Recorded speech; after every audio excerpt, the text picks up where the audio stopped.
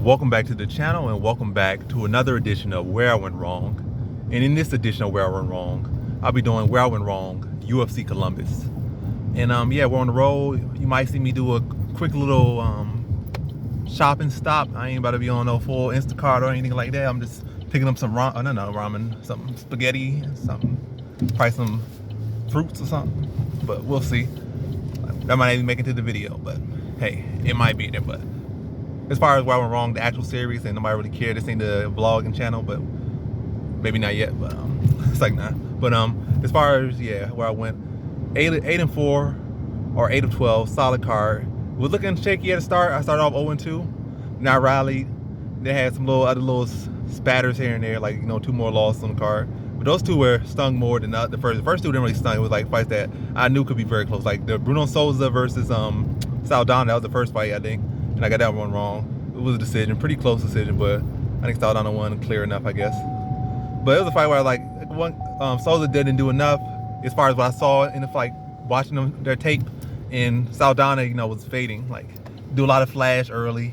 If he can't get you out, he'd just be tired in the later rounds. So I wasn't really super high on either guy going to the fight. So it was like nothing felt bad about. I wasn't doing no max bet or nothing crazy with any of those guys. Matter of fact, just left that fight alone. I ain't had nothing at all with that fight. And I knew that, so it ain't stung at anything. It gave me a little bit more intel, but even with that fight, it really still don't tell me a whole lot about either guy. That when they fight somebody solid, I'm picking against whoever they like. I'm picking whoever they fighting. If they fight anybody solid, that's all I'm saying. It was just one of those fights. Like Saldana won, congrats to him, but a fight that I just didn't was on the fence about, and rightfully so. I think initially I was with Saldana, but then yeah.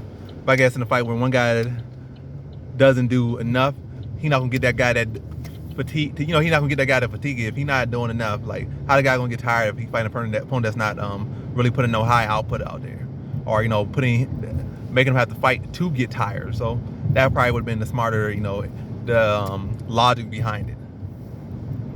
Yes, he gets tired, but if somebody not really actively looking to grapple him heavy, or actively pressuring him, or tanking a lot of his damage and stuff and making him throw a lot of shots, and they wearing him and he's just like getting tired from basically beating them up like they're a pinata, man, he could go.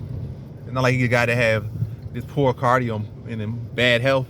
It gotta be a reason for him to have that cardio to dip off, because it gotta be a fight, and without no fight there ain't no dip off. But yeah, that probably would have been a lot behind it if I would have leaned to Saldana in that fight, but I didn't, so got that one wrong. Second one I got wrong was what's his name? Dvorak versus I'm really forgetting his name right now. Yeah, I had to pause for a second and brainstorm for like 100 hours. Like now it was like 2 minutes. But yeah, Blaydes Nicolau. I'm probably getting that wrong too. Probably haven't made Nicolau, but it's definitely Nicolau. Blaydes, whatever might be the case, maybe it is what it is. But that one kind of played out the opposite that I was expecting. Dvorak was off to a good start, but I feel like on the night, Blaydes Nicolau was the sharper, and he showed he fought a well-rounded skill set. He mixed up his strike a little bit more than usual in this one, so this was like a little bit of a coming out party for him. Definitely not like a stellar performance where he just went out there and dominated his opponent from start to finish. Definitely not a performance where he went out there and put a stamp on it. But this is a performance that he fought probably his toughest competition to date, and he went out there and fought excellent performance, got his hand raised. And this is a performance that sets you up, and you get opportunities after opportunities. So winning puts you in opportunities to win more bigger fights and in bigger fashion. Like this wasn't a big fashion win that say, oh, I'm here, really notice me.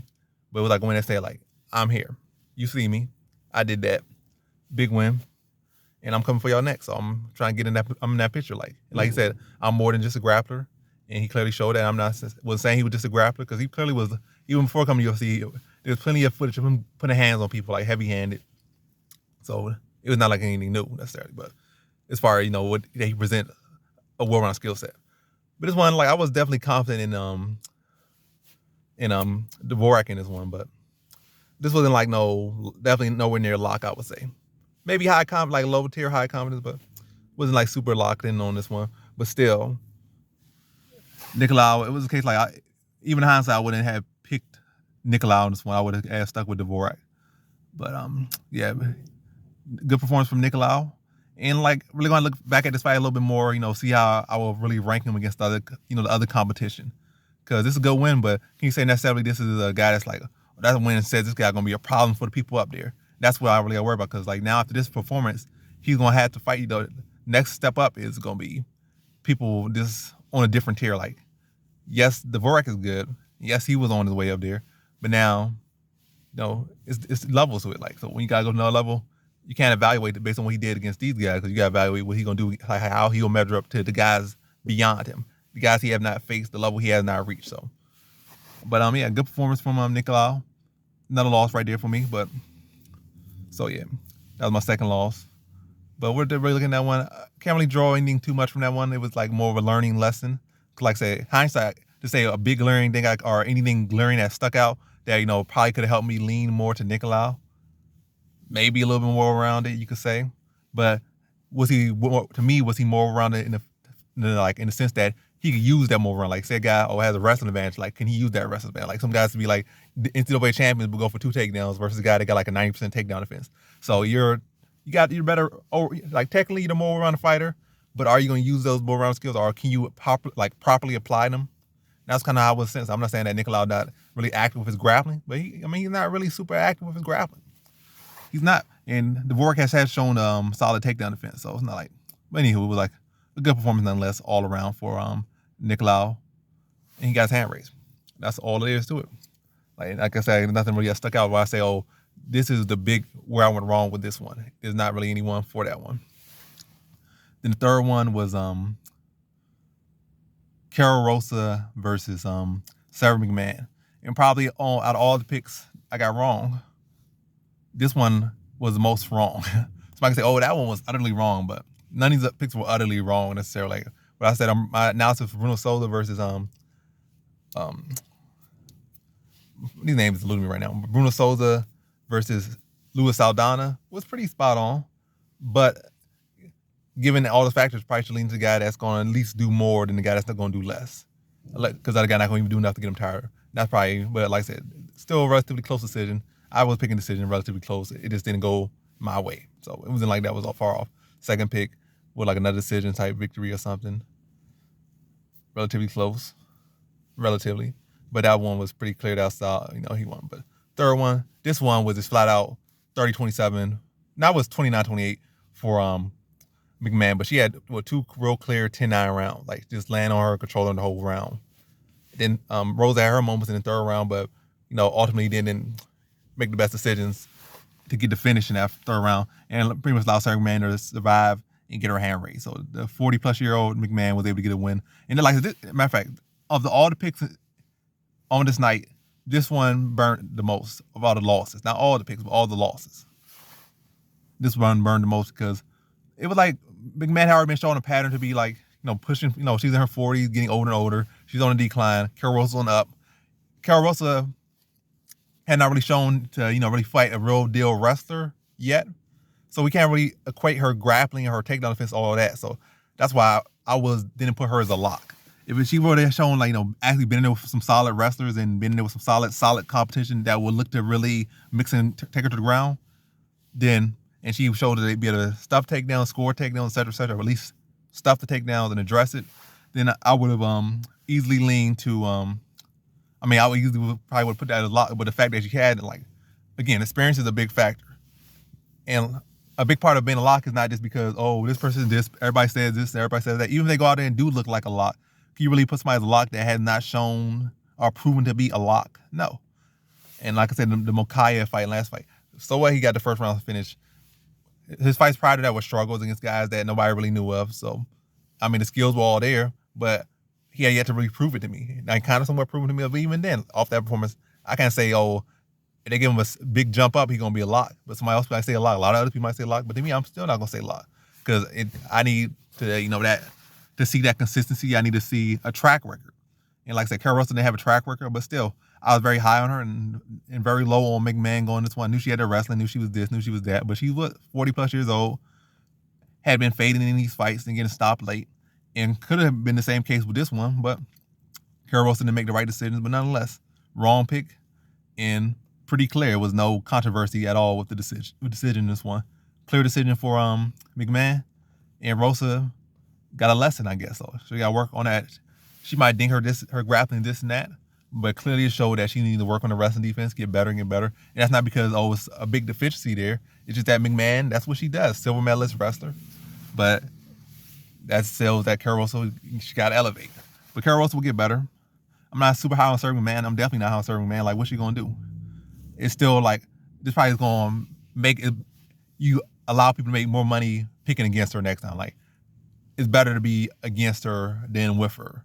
Unless, like, say, try to move her down or laterally or something and try to find somebody, has a wrestling deficiency or a grappling deficiency, then maybe, like, she's some good money, but otherwise it's going to be better money to put against her. Because, like, that performance always said, like, she still got what she got in her, but everyone that pretty much beat her would still beat her again in the same, if not worse, fashion. So, yeah, the biggest win of her career, not of her career, but of her career in the past was like 5 years. But didn't go my way. Good win for Sarah McMahon. Carol Rosa still got a bright career ahead of her. And it's not like she took a brutal loss, took really no damage.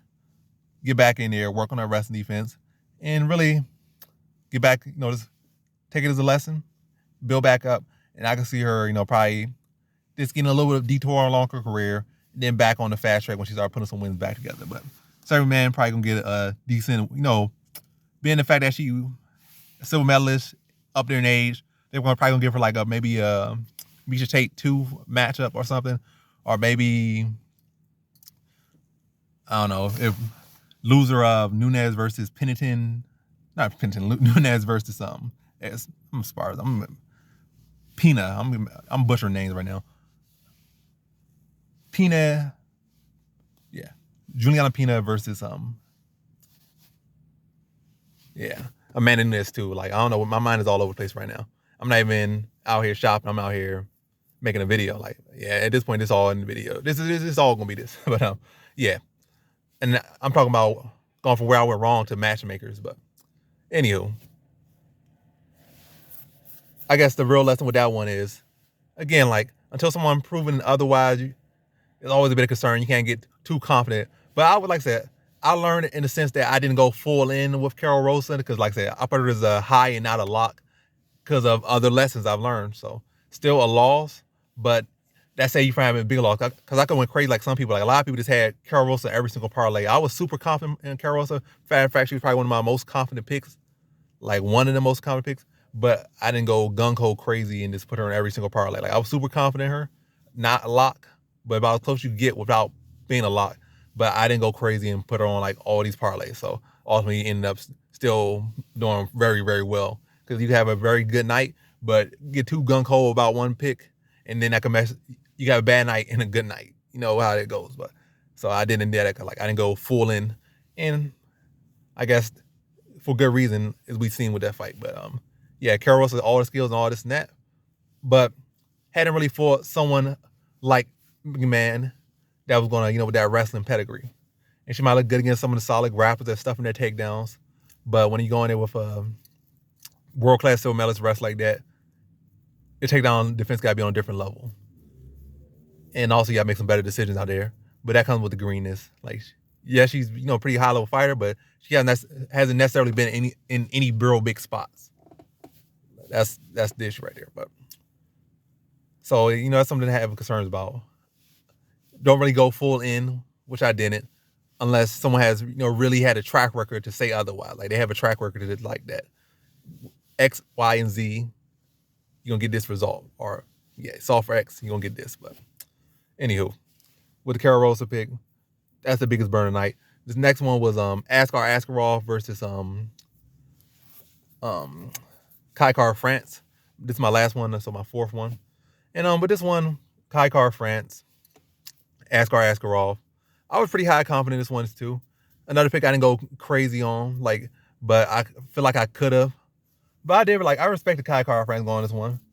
But it was it seemed like a pretty safe pick, but again, I didn't go too crazy with this one. The only one I went crazy with was Kizriev or Alishkov Kriziev, because he was literally going there with a guy that had not fought anybody, wrestling grappling deficiency versus a guy that's gonna look to take you ground. That's even though Kizriev ain't got much tape behind him, against credible guys himself, in the UFC and this having like 10 wins in the UFC, 5, 6, 7 wins of constantly doing this against, really elevating himself and doing this, like really establishing himself at the UFC level, at a significant level in the UFC. But he was literally going to a guy that's tailor-made for him to beat. And what did he do? He beat him like he was expected. Second round submission, as I predicted. But that's the only one I really went crazy on because it was free. That was literally free money. Yeah, this one kind of similar to Carol Rosa pick. I didn't go like crazy with it, gunko with it, because I had my little bit concerns about it. But yeah, it's still burnt though, because I did like have high confidence. I did get burnt, but again, did not get my head chopped off, my leg chopped off, or limb chopped off. But good fight nonetheless. Like Askarov looked like he was doing what he was supposed to do in the first round, but Kai Car-France stayed calm, stayed composed, and was able to address the wrestling much better in the second and third, and landed a lot of clean shots on Askarov, and just really make him look one-dimensional a lot of times in that fight, where he was just out there really looking for the takedown too much and not letting his hands go, and letting Kai Car-France control the center of the cage and really land the heavier, significant shots at that one. But still competitive, still close. You could probably, stretch and say that Askarov won. It wouldn't have really been a bad decision, but I feel like the right man won. Like I said, I picked who I picked, bet on who I want to bet on. But at the end of the day, I'm going to be honest regardless. Like, if I feel like I got a robbery on, I'm going to admit it. If I feel like this or that, I'm going to admit it. And I feel like, yeah, it didn't go my way, but I feel like the right man won. That's all I'm going to say. For a hell of a fight, and got his hand raised. And deservedly so. And with that performance and showing that he can go in there with a guy like Askarov and, be able to address his wrestling, it really opens up his potential in this division to, really be a true title threat. I feel like grappling and stuff and, big moments, he kind of choked a little bit over, historically as far as his history in the UFC. But he really stepped up and, did what he had to do and got his hand raised. So kudos to him, good for him. And like I said, being able to address the wrestling of a guy like Askarov and be able to fight the fight he did, it really opens up. I feel like he's probably technically one of the better strikers in the weight class, top 3, top 4 in the weight class. If he can beat some of the guys that are, around him or maybe above him, maybe you can say he's the best striker in the division, but definitely feel like he could potentially do that. And yeah, he put himself right on track. So good win from Askarov, not Askarov, for Kai Car-France. And yeah, that was my 4th one. And then, yeah, I can't really say no lesson. Like, Askarov, I feel like, has shown to be the better fighter to me. And he definitely was the more well-rounded fighter as far as, like, his wrestling was at a high level. And I feel like he could dictate the pace of the fight. But Kai Car-France, like I said, was able to really stay calm and really take away one of his stronger elements so that it did not matter necessarily. Like, yes, you're getting these takedowns, but you're not doing nothing with them. And then on the feet, Kai Car-France is the one dictating, controlling the pace of striking. So, yes, he was the more well-rounded fighter. And like 99% of the times, I'm going to choose the guy that, close competitive fight or close on paper, lean to the guy that can do more, will likely do more, and will have success doing more. And that it was Askarov. But Kai Car-France really allowed the fight, was able to get the fight to be in his favor, where a lot of it was striking, after the first round. First round was like, where Askarov wanted to be.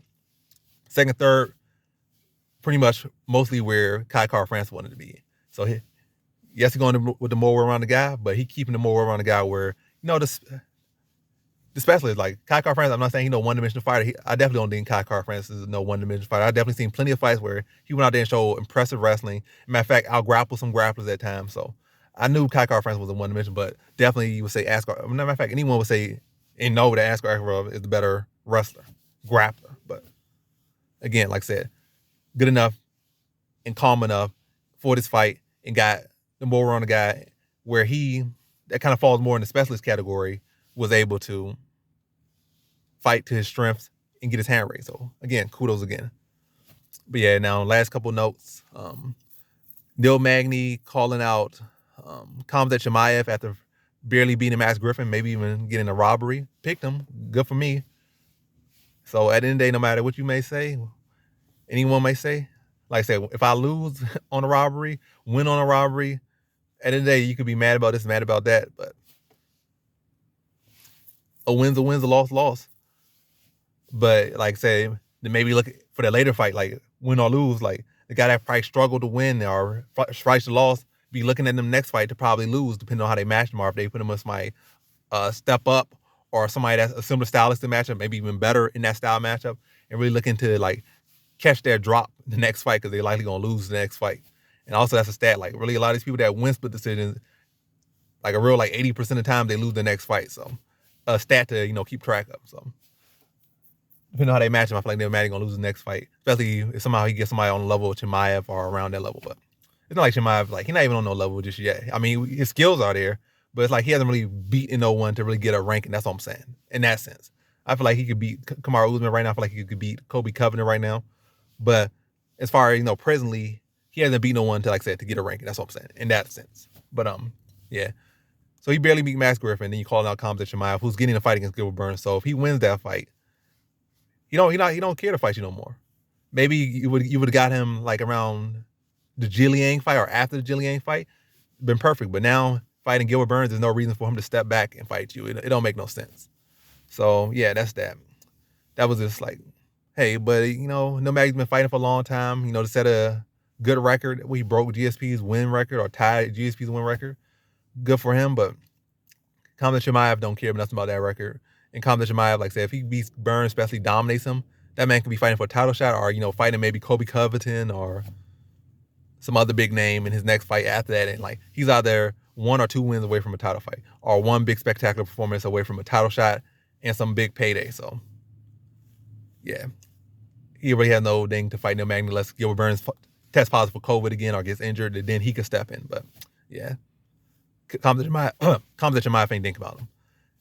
Curtis Blaydes versus Chris Daukaus. So Curtis Blaydes did not attempt a single takedown and just flat out outstruck Daukaus, then knocked him out brutally in the second round. So showing that he got a little bit more to rest. And I guess people making too much fun about his videos and stuff, and like on IG saying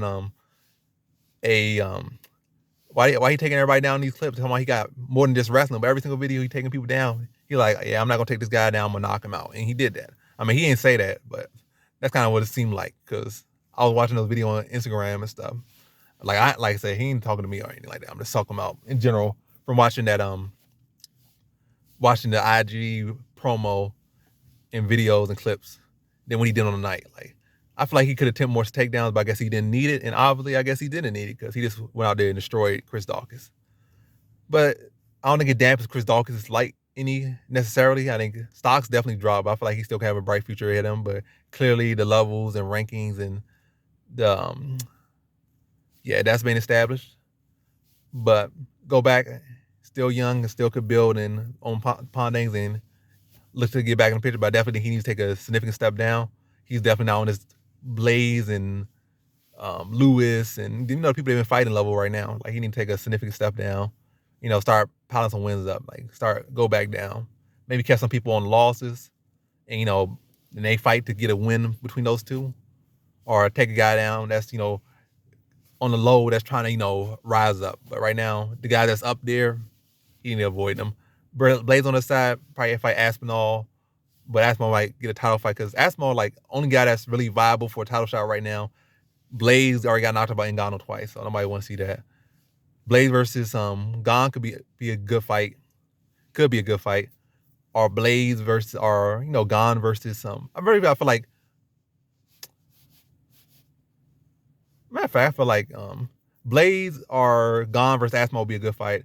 Or Blaydes versus Gon would be a good fight. Because Blaydes versus Gon could address, if Gon's able to beat Blaydes, at least could say, oh, my wrestling, I've been working on wrestling, I beat the best wrestler statistically in UFC history or heavyweight history.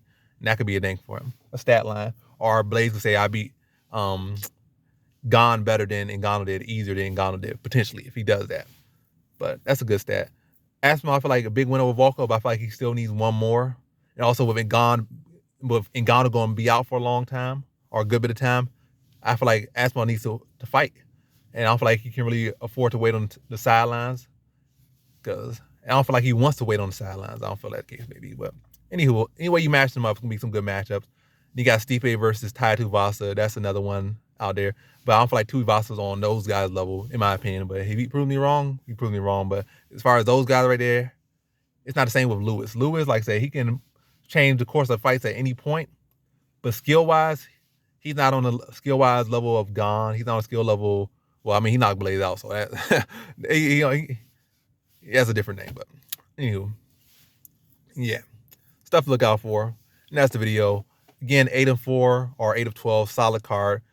Had 2 confident picks lose, but ultimately a solid night, and it's been a solid streak and a solid period, and going to continue to and look to continue this momentum and ride it as long as I can ride it, if not to infinity.